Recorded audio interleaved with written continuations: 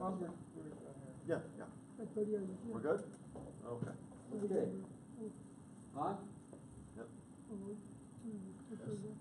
Well, Stefan, again, my name is John Paris. I'm the chair of the Asian American Group's Endorsement Committee. And on behalf of myself, our president, Mike Vaswani, our vice president, Kevin Fung, and the rest of the board members present, we'd like to thank you for joining us this, late afternoon for purposes of our interview. Just so you know, the Asian American Group has been in existence for over 20 years now, with Mike Vaswani being our president for a significant period of time.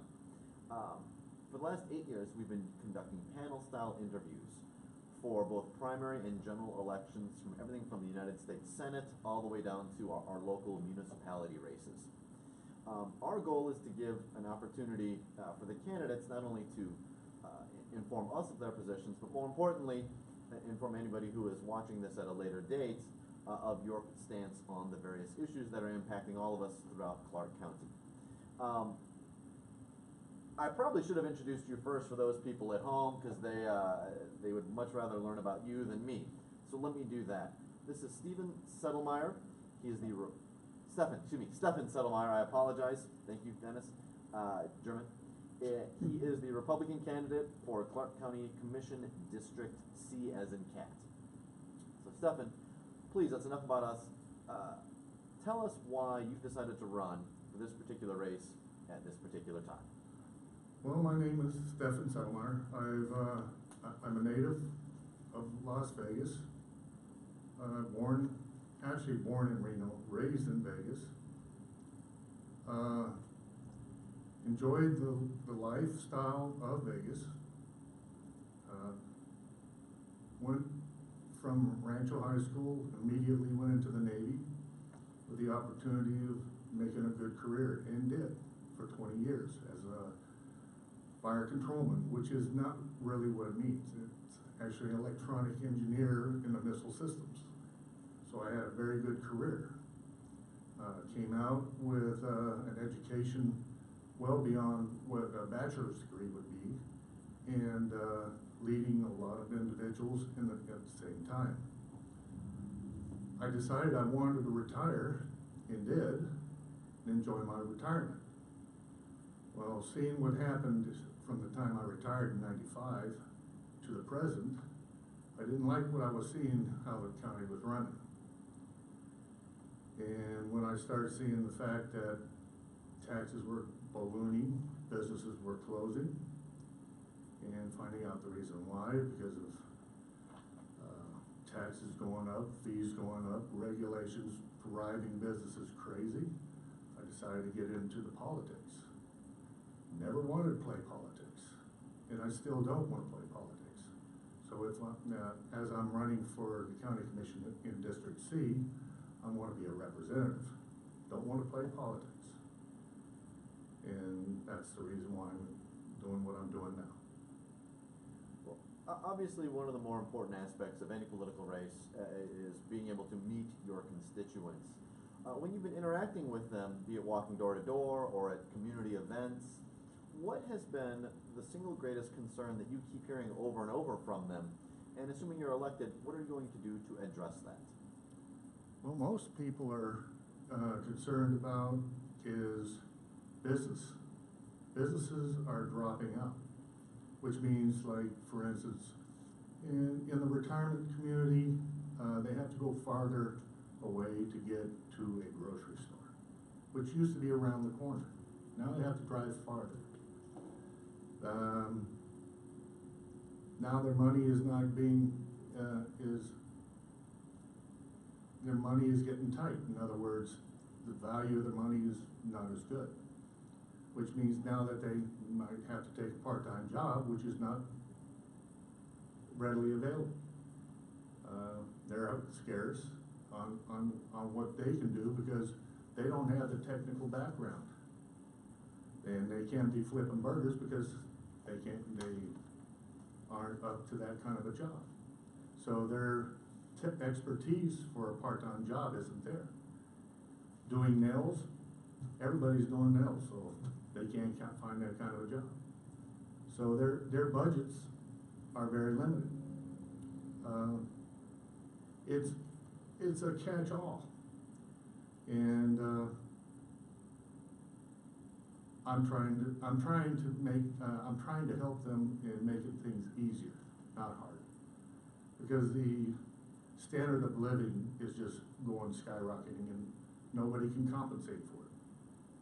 Now, I'm hearing that some of the commissioners, if not all of them, are trying to eliminate the cap. No, unless you wanna have more people out of a home and more, foreclosed homes, then that's not gonna work. Then you're gonna have to raise taxes to compensate for more foreclosed homes. It's a catch-all again. Well, before we were on camera, we had the topic of, with respect to the topic of taxes, the topic of the new Raiders stadium came up, and you were indicated you're an old school Raiders fan. Yes. Back in the day. Obviously the county, obviously there's a proposal that the taxpayers are to be paying million, pursuant to a 0.88% increase in room taxes. What are your feelings specifically about the plan as it has been laid out in the public's eye regarding the public financing a multi-million-dollar franchise coming here to Las Vegas? Well, there's a lot involved in that, and I read the article. I also read the final proposal. It's a lot more than just 0.88%. It's talking about, that part talks about the stadium and building it. It doesn't talk about security. That's going to be on top of the 0.1% increase in sales tax for the security at the stadium, which means more officers to patrol that. That's included in the stadium, in its buildings. Then there's also 39% without a cap, which you were referring to, the $75 million part on people being responsible for. That is not capped, which means that the people will be more responsible for it, which means property tax may be tacked on, or something else. Could be on more property, sales tax, or something else. Water tax, they could do it on the water. They could do it on energy. They could do it on anything. They haven't specified, but it's not gonna be capped. That's something I am not in favor of. Yes, I'm a Raider fan, but not at the people's expense.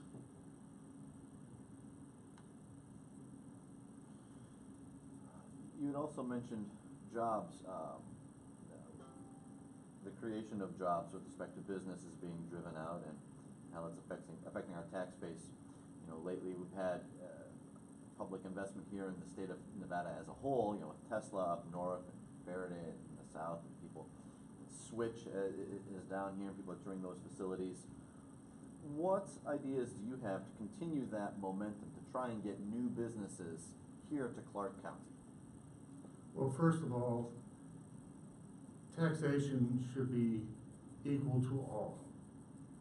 And let's not play the game of a 10-year reduced tax and then normal tax later on.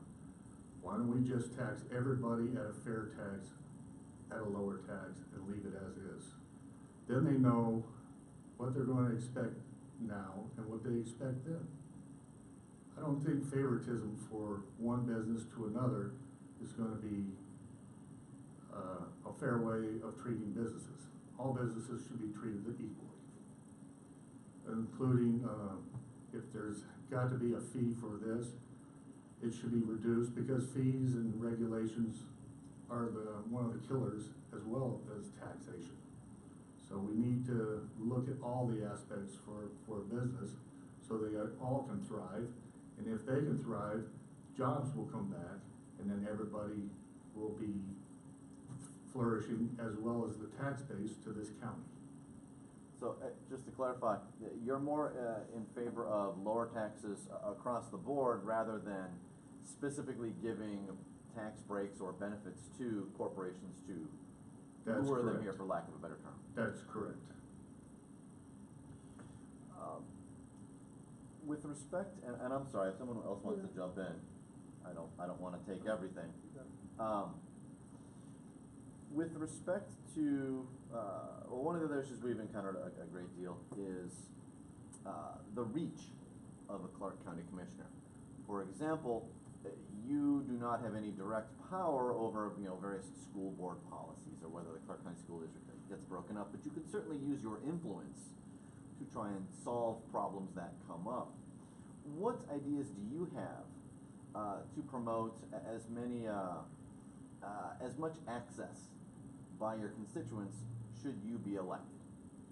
Well, if you're referring to like schools, I'd be talking. Just, and I'm sorry, I didn't mean to direct it just at schools. Just issues in general. Well, a as good they come example up. that you brought up was schools. I would ask my constituents to talk to their representatives in the federal level to start pinging on them to talk to the Department of Education to start asking them, I should say, not telling them, asking them to demand the Department of Education to give dollar for dollar back to the state. We are now a donor state for every dollar we send to the federal government. And that is at 70 cents we get back for every dollar we send out. If we can get that extra 30 cents back, there's the funding we can have for the extra schools, the pay raises, and everything else that this state needs for the education, the books, the teachers, the extra teachers, stopping the teacher aides, substitutes, and so forth and so on. That 30 cents is a big difference. And then we can get rid of this Proposition 2, which is a farce, in my point of view. One of the other, well, other than education, I don't know if it's the biggest or the second biggest line item from the county budget is obviously Metro. Assuming you're elected to the commission, what type of changes would you encourage the Metropolitan Police Department to enact? Well, one of them is stop the separation of how do they put it, as a subunits. In other words, there's the Northwest unit, the Southwest unit. The area commands? Area commands. From what I understand, the area commands don't cross lines. They shouldn't be doing that. Their assets should be able to cross in case of certain situations. The division costs more money. If you separate it, it costs more money for each subdivision. You can utilize assets across lines a lot easier if need be.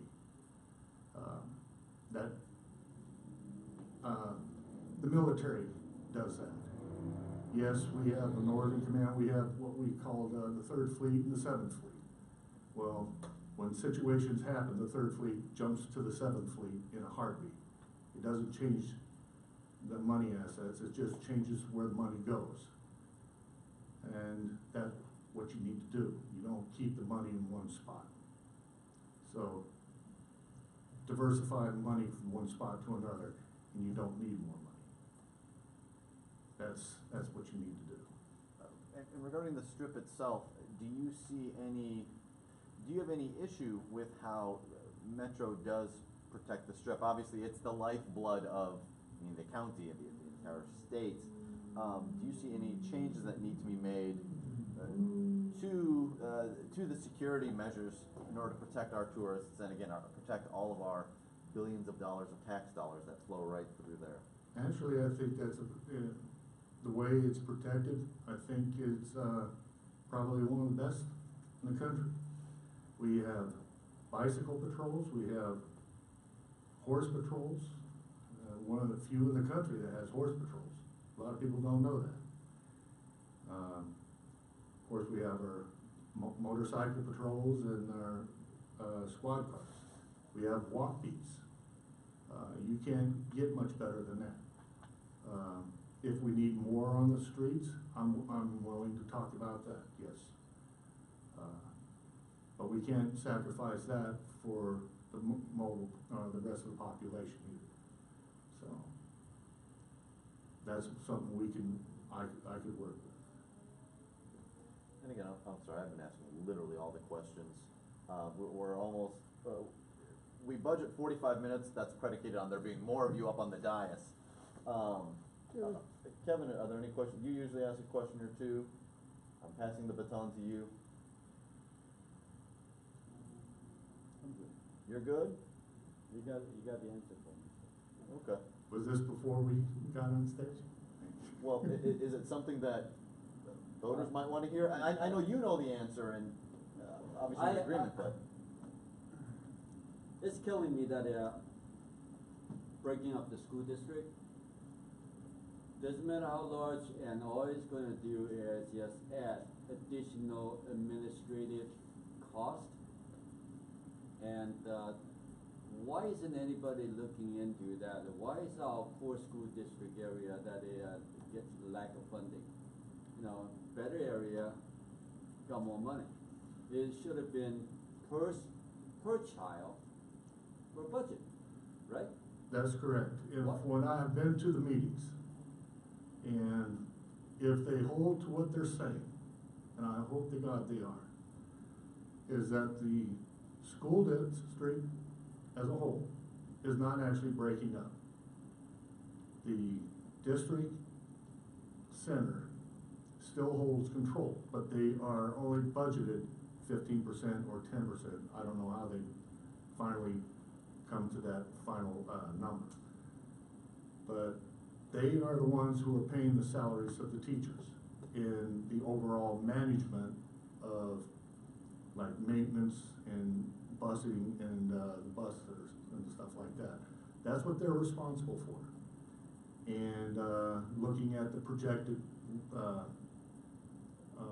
students for the next year and so forth, the overall management. As far as the students, 80 to 85, maybe 90% of that money is going to the student or that school. That's where the students need the money. And that's what I'm seeing as told to me, which means that now the student is the priority, not the school district. Now, when it comes to building a school, that's something that needs to be presented. I don't know if they're going to be asking for a bond for a school. I don't know. That wasn't presented at a meeting when I was there. As something else that needs to be presented later on. But as what they've got right now, 85% of that money is going to that student, which means maybe the books will finally get in the hands of the student that they need to learn. The computers will be at the disposal for the student for a change. More money is actually going to be for the handicapped, because from what I understand, the handicapped actually get a higher percentage of money. So if there are more handicapped in that school than another school, that money, more money is going to that school for it, which is a good thing. And that's the way I'm seeing it. Now, the way the school is being run, it's a unique setup.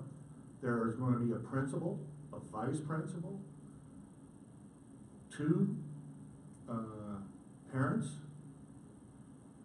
also an area administrator, and a student will be a voting member of that school to dictate how that school is going to be run. Not just the principal. The principal will be overall in charge, but the rules and regulations for that school will be done by those individuals. What about grade school? Including grade school. There's a student. Now that's what's got me kind of scared. A student Yeah. in grade school will have will be a voting member. I hope it's at least a 6th grader. or a very sharp fifth grader. But yes, that's what they were talking about. Well, Stefan, we're pretty much at our time limit for a one-person interview. So why don't you finish us up and give us 1 minute. Why are you the better candidate for Clark County Commission District C? Well, let's see. I'm a native. I've graduated from here. I joined the Navy, know this town. I basically live this town, know how it's operated. I've looked at both sides. I've actually done a budget that's bigger than this town.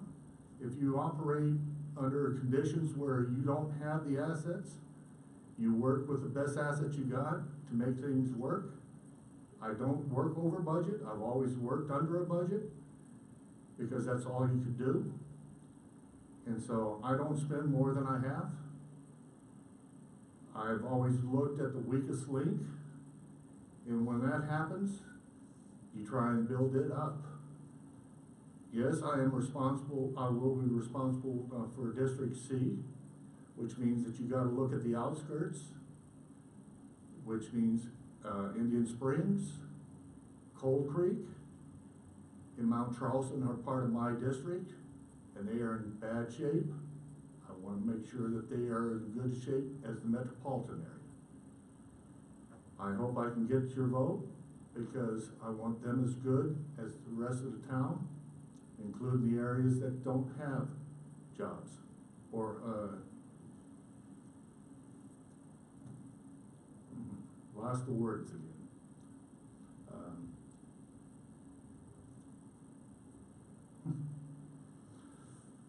Businesses, there you go. Business centers that are completely empty. We need to get them back. Well, thank you, Stefan. Appreciate your time today. Thank you Stefan, very I'm much. sorry.